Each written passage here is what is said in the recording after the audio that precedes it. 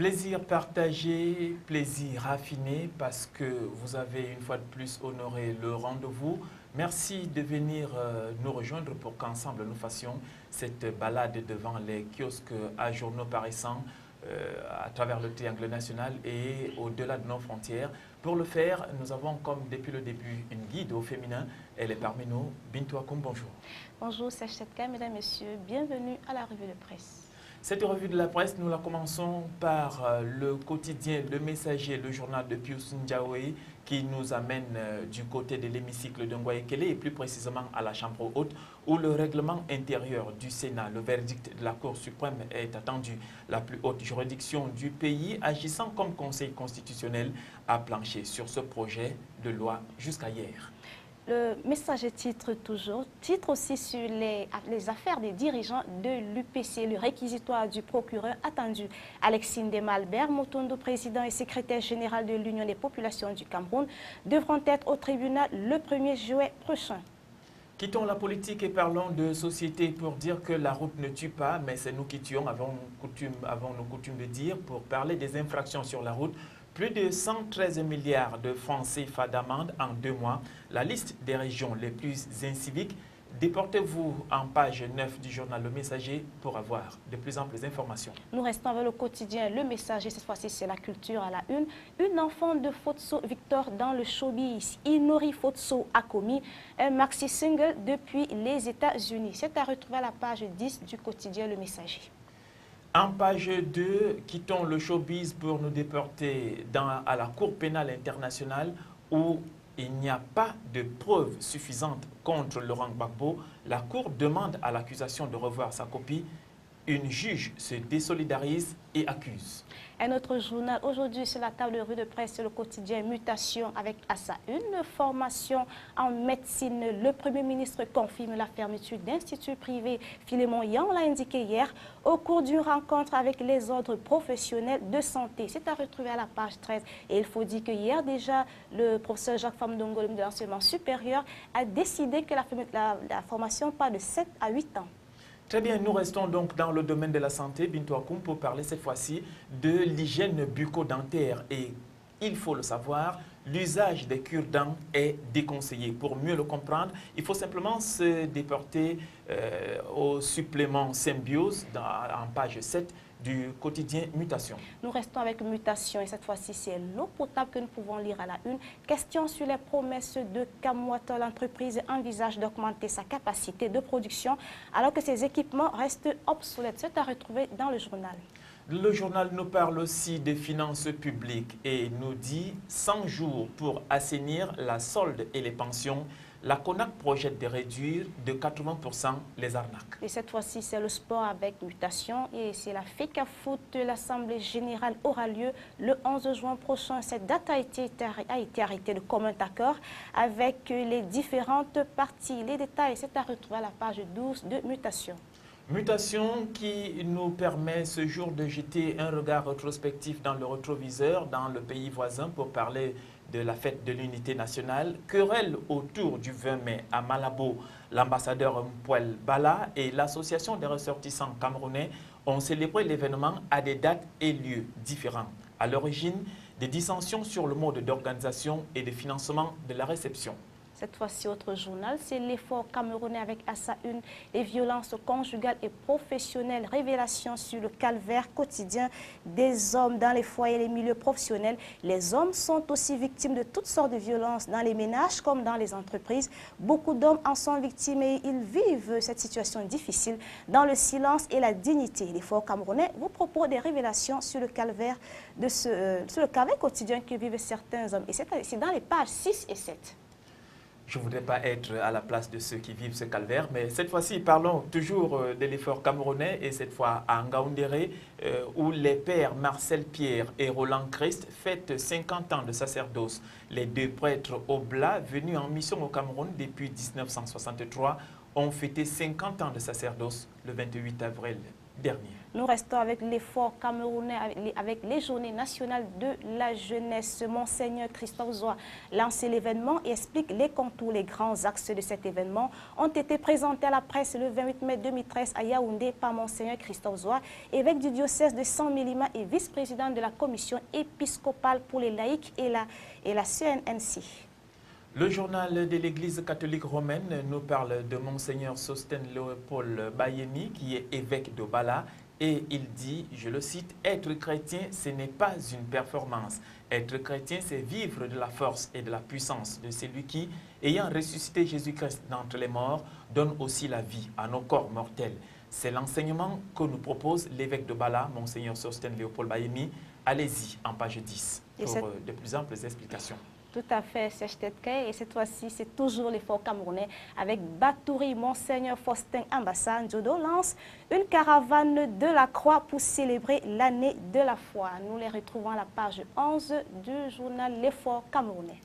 À la page 8 du journal de l'effort camerounais, nous sommes dans la région Château d'Eau, à Ngaoundéré plus précisément, où Biloa Oscar, bon et fidèle serviteur du Codas Caritas, a pris sa retraite. Et c'est ce journal qui nous conduit à la page internationale d'aujourd'hui, avec Aujourd'hui en France, où un jeune médecin sur 4 diplômés à l'étranger. Et pour plus de détails, alors qu'il y en a de plus en plus de déserts médicaux, la France ne forme plus assez de médecins. L'an dernier, un étudiant sur 4 avait obtenu son diplôme hors de l'Hexagone.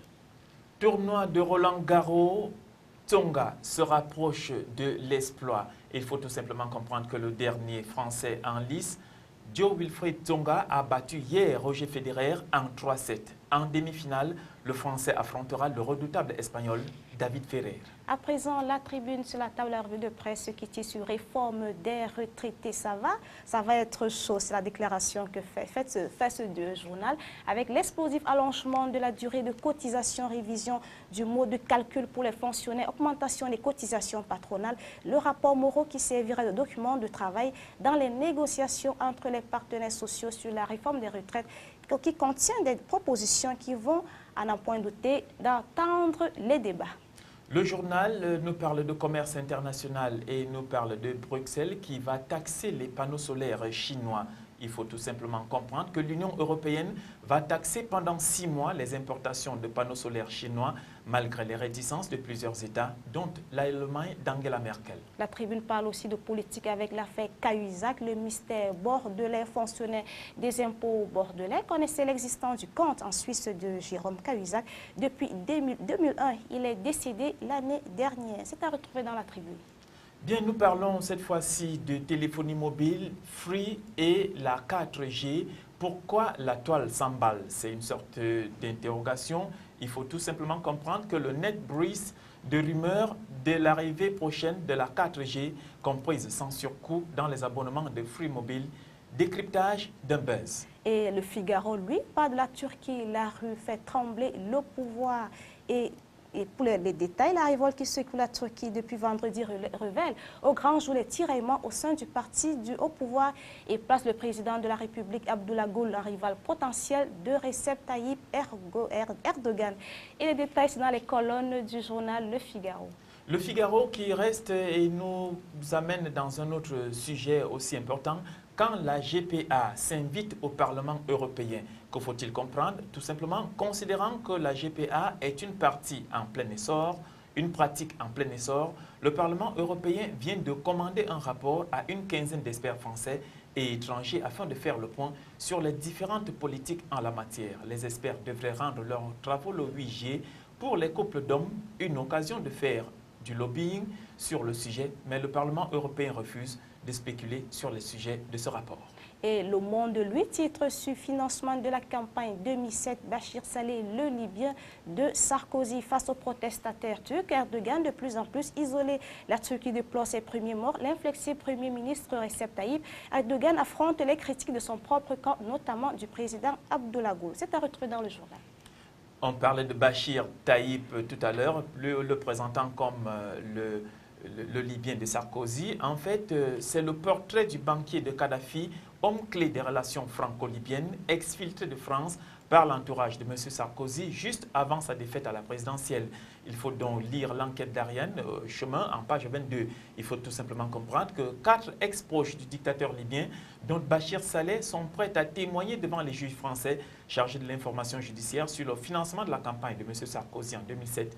Les services secrets sont sur la trace d'un lot de cassettes audio de conversation de M. Kadhafi avec ses visiteurs étrangers. Nous restons avec Le Monde avec une interrogation. Comment NKM compte conquérir Paris? La candidature de l'UMP, sortie gagnante de la primaire avec 58% des voix, cultive les réseaux dans la capitale. Cette primaire aura finalement porté chance à Nathalie Morziette et remporte une large victoire dès le premier tour face à ses rivaux l'UMP avant d'affronter Anne Hidalgo du PS lors des municipales en mars 2014. Et puis, c'est à retrouver dans le journal. Nous poursuivons avec les allocations, le choix du pragmatisme. Les allocations familiales sont bien tabou national, comme nous le soulignons ici même il y a 2 mois. Et tous les détails les retrouvons dans les colonnes du journal Le Monde. Cette fois, c'est un autre journal, et Les Échos, qui nous parle de politique familiale.